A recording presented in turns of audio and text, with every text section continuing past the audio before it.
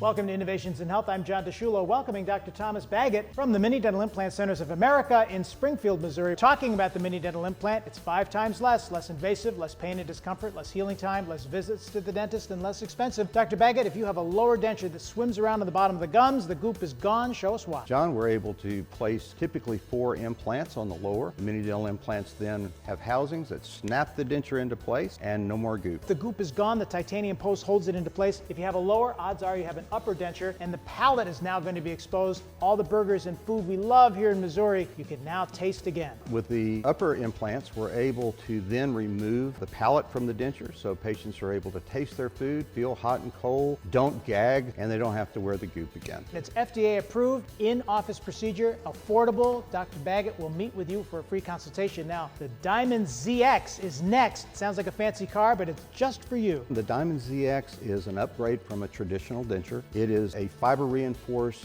resin bar that is high-impact plastic coated with composite, which characterizes it.